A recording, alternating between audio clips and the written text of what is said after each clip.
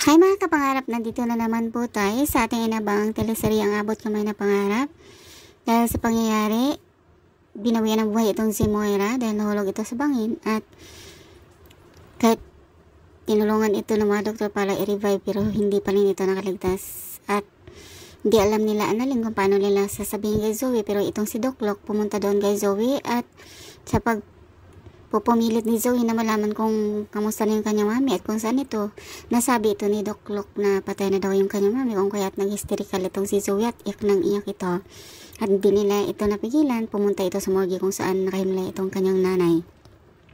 Samantala, bago yun, pumunta doon sila Dr. RJ, sina Giselle at Lynette para i-confirm na kung talagang patay si Moira. At ayun na nga, patay na ngayon si Moira. At syempre, nalungkot din si Annalyn para kay Zoe at pati na din si Lynette dahil syempre nawalan ito ng ina.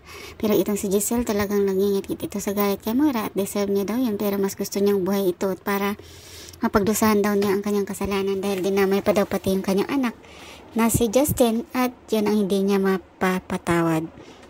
Samantala, ito namang si Aling Susan at sila Jusa wabalak na pumunta doon sa burol ni Moira at sinabi naman ni Jusa baka pagkain lang daw yung habol ni Aling Susan doon, pero gusto niya daw masigurado kung talagang patay na daw si Moira at para kampante na silang lahat.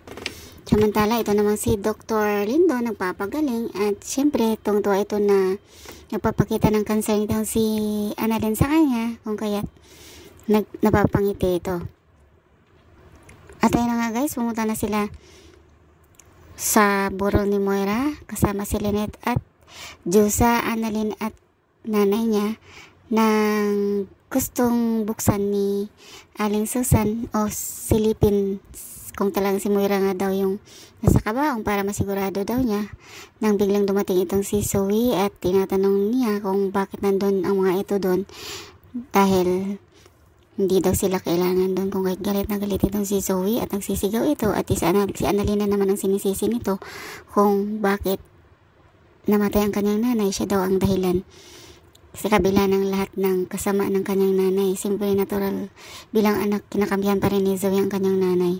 At yun na biglang dumating itong si Dr. RJ, sinabi nito na talagang gusto lang makiramay ang kapatid nito pero galit na galit ito kay Annalyn.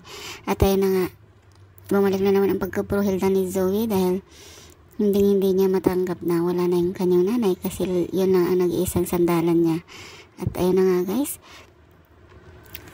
kaya na po balang subaybayan ng mga susunod na kabanata. Wala namang mga bagong ganap. Please don't forget to like, subscribe, and press the bell button for you to notify on my next video. Thank you so much guys and bye!